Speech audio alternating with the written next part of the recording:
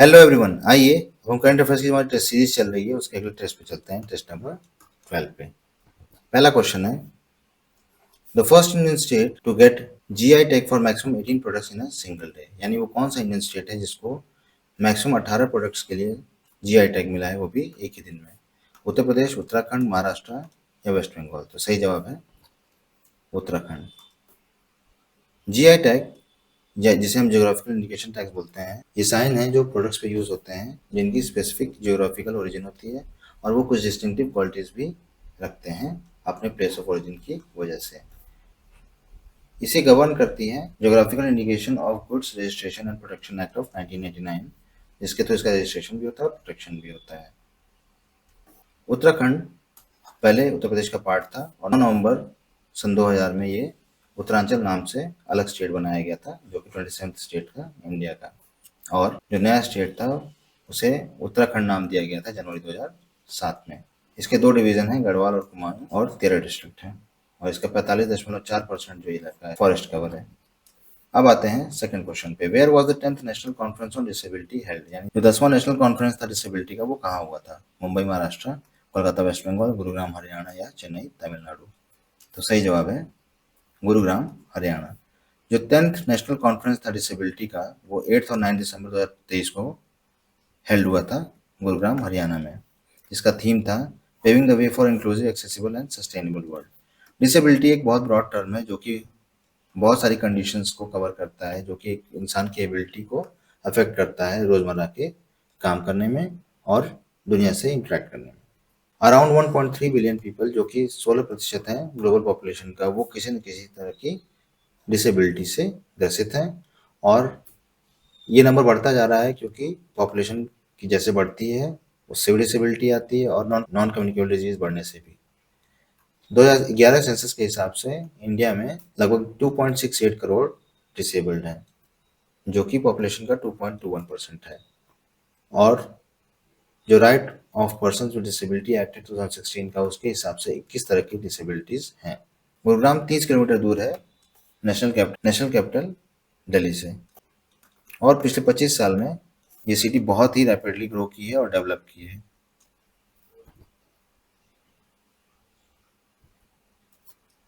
अब आते हैं क्वेश्चन नंबर 3 पे, where was 4E wave a student international movement for energy conservation launched. यानी 4E वेव जो कि एक स्टूडेंट लेड नेशनल मूवमेंट था एनर्जी कंजर्वेशन के लिए, कहाँ से लॉन्च हुआ था? चंडीगढ़, विशाखापट्टनम, नासिक या दिल्ली। सही जवाब है दिल्ली। एनर्जी कंजर्वेशन एक प्रैक्टिस है जिसमें हम रिड्यूस करते हैं कंजम्पशन ऑफ एनर्जी रिसोर्सेज, और इसके कई कारण है। पहला, ये एनवायरमेंटल इम्पैक्ट जो है एनर्जी प्रोडक्शन का, उसको मिटिगेट करता है और पोल्यूशन और क्लाइमेट चेंज से इसको।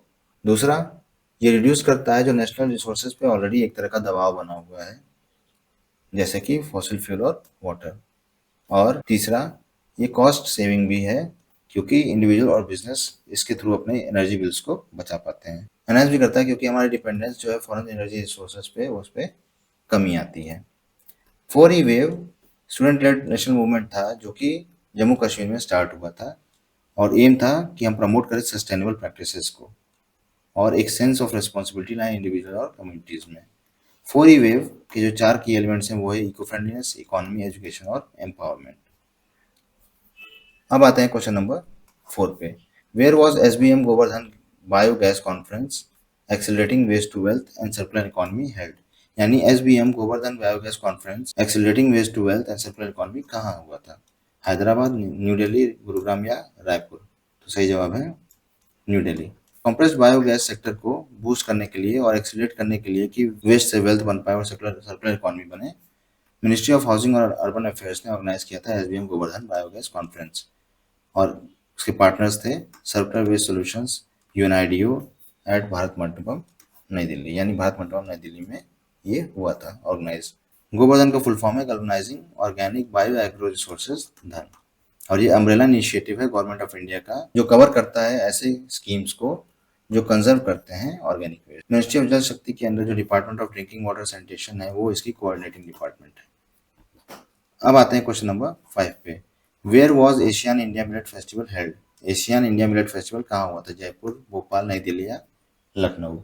तो सही जवाब है नई दिल्ली। जो यूनियन मिनिस्टर हैं एग्रीकल्चर, फार्मर वेलफेयर और ट्राइबल अफेयर्स के श्री अर्जुन मुंडा ने इनॉग्रेट किया था एशियन इंडिया मिलेट फेस्टिवल नई दिल्ली में, और इसका एम था कि अवेयरनेस इंक्रीज करें और लार्जर मार्केट बना पाए मिलेट और मिलेट बेस्ड प्रोडक्ट्स के लिए, जैसा कि इंटरनेशनल ईयर ऑफ मिलेट्स में भी ये बात कही गई। एशियान एक पॉलिटिकल और इकोनॉमिक यूनियन है 10 स्टेट्स का, जो कि साउथ ईस्ट एशिया में है, और इनका ऑब्जेक्टिव है कि ये इकोनॉमिक ग्रोथ को एक्सीलरेट करें और सोशल प्रोग्रेस और कल्चरल डेवलपमेंट भी जो रीजन में है उसे भी आगे ले जाएं, और जो रीजनल पीस है और स्टेबिलिटी है उसको ये प्रमोट करें। इनके मेंबर्स हैं Brunei, Cambodia, Indonesia, Laos, Malaysia, Myanmar, Philippines, Singapore, Thailand और वियतनाम। और जो मिलेट है वो एक कलेक्टिव टर्म है जो ऐसे सीड्स को रिफर करता है जो कि एक तरह की ग्रास है जिन्हें कल्टीवेट की जाती है ग्रेन क्रॉप्स की तरह। ये ऐसे एरियाज में ग्रो किया जाता है जो कि ड्राई हैं, भले वो टेम्परेट सब ट्रॉपिकल या ट्रॉपिकल रीजन। कुछ कॉमन मिलेट्स हैं रागी, ज्वार, समा, बाजरा और वरीगा। ये ड्राउट रेजिस्टेंट हैं और बहुत कम पानी रिक्वायर करते हैं और पुअर सॉइल में भी ग्रो कर सकते हैं। इंडिया, नाइजीरिया और चाइना मिलके 55% ऑफ द ग्लोबल प्रोडक्शन जो है प्रोवाइड करते हैं। क्वेश्चन नंबर 6, वो will be conferred the 33rd व्यास सम्मान 2023। किसको 33वां व्यास सम्मान जो 2023 में दिया गया था मिलेगा? पुष्पा भारती, असगर वजाहत, ज्ञान चतुर्वेदी या शरद के पगाड़े? सही जवाब है पुष्प भारती।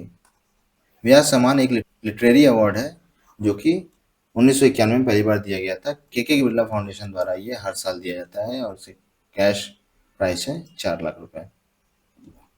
जो लिटरेरी वर्क है वो हिंदी लैंग्वेज में होना चाहिए और पिछले 10 साल पब्लिश हुआ होना चाहिए। ये और कुछ प्राइजेस हैं जो कि के बिरला फाउंडेशन देता है। पुष्पा भारती जी को उनके मेमोयर यादें यादें यादें के लिए ये यादें यादें और यादें के लिए ये दिया गया है जो कि 2016 में आया था।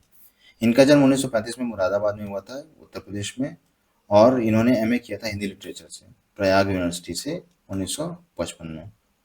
और जहाँ तक बात है के बिरला फाउंडेशन की, वो एस्टेब्लिश हुआ था 1991 में कृष्ण कुमार बिरला जी द्वारा दिल्ली में, जिसका मिशन था कि वो प्रमोट करें लिटरेचर को, खासकर Hindi literature as well as education और सोशल वर्क को। अब आते हैं क्वेश्चन नंबर 7 पे। World digital competitiveness ranking 2023 was released by, यानी जो वर्ल्ड डिजिटल कॉम्पिटिटिवनेस रैंकिंग है वो किसने रिलीज किया था? World economic forum, Oxfam international, international institute for management development या वर्ल्ड बैंक? सही जवाब है the international institute for management development. ये जो रैंकिंग है ये 64 नेशंस की 64 इकोनॉमीज को रैंक करता है कि वो किस तरह से अडॉप्ट किए हैं और एक्सप्लोर कर रहे हैं डिजिटल टेक्नोलॉजीज को इकोनॉमिक ट्रांसफॉर्मेशन के लिए, चाहे वो बिजनेस के लिए हो, गवर्नमेंट के लिए हो या वाइडर सोसाइटी के लिए हो। और 3 फैक्टर से देखते हैं, नॉलेज, टेक्नोलॉजी और फ्यूचर रेडनेस। नॉलेज कि वो कैसे समझते हैं और कैसे नई टेक्नोलॉजीज को सीखते हैं, और टेक्नोलॉजी की क्या कॉम्पिटेंस है कि वो नए डिजिटल इनोवेशंस डेवलप करते हैं और कितने प्रिपेयर्ड हैं वो आने वाले डेवलपमेंट्स के लिए। रैंकिंग्स के हिसाब से नंबर 1 पे यूएसए था, नंबर 2 पे नीदरलैंड्स, 3 पे सिंगापुर, 19 पे चाइना और 49 पे इंडिया। अब आते हैं 8th क्वेश्चन पे। Where is United Nation climate dialogue COP29 for the year 2024 scheduled, यानी 2024 का जो कॉन्फ्रेंस ऑफ पार्टीज 29 है जो कि यूनाइटेड नेशन क्लाइमेट डायलॉग है वो कहाँ पे होगा? Sharm El Sheikh Egypt, Dubai UAE, Baku Azerbaijan या ग्लासगो स्कॉटलैंड? सही जवाब है बाकू अजरबैजान। पहला हुआ था बर्लिन जो कि जर्मनी में है 1995 में, और इंडिया में 2002 में हुआ था नई दिल्ली में। 2024 का होगा बाकू में जो कि अजरबैजान की राजधानी है। इसके पहले दुबई में हुआ था और उसके पहले शर्म एल शेख इजिप्ट में। और आने वाला जो 2025 में COP30 है वो होगा बेलेम ब्राज़ील में। United Nation climate change conference जो है वो ईयरली कॉन्फ्रेंस है जो कि with United nation framework convention for climate change के अंतर्गत होता है। United nation framework climate change है वो यूनाइटेड नेशंस की एंटिटी है जिसका काम है कि ग्लोबल रिस्पॉन्स को सपोर्ट करे जो भी थ्रेट आते हैं क्लाइमेट चेंज से रिलेटेड। ये 1992 में साइन हुआ था।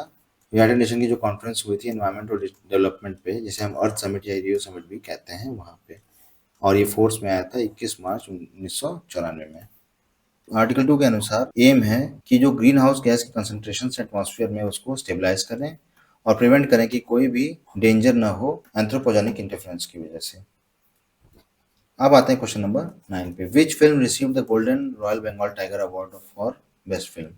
One way Venezuela, children of nobody Israel, broken dreams stories from Myanmar group, या मन पतंगो इंडिया। यानी किस फिल्म ने रिसीव किया था golden royal Bengal tiger award best film के लिए?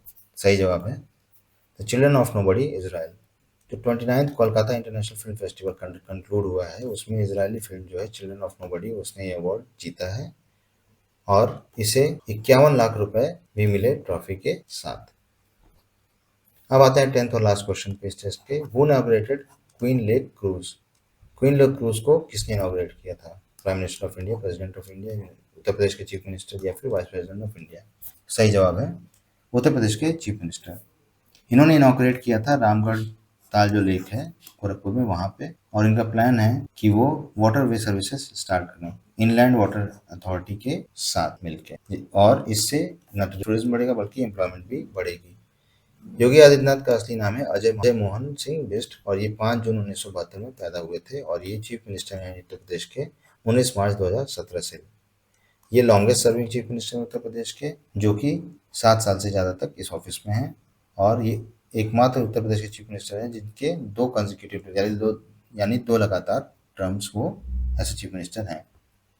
आई होप आपको ये सीरीज पसंद आई होगी। बाकी आपकी कोई क्वेरी या सजेशन आप हमें ज़रूर लिखें। Thank you very much.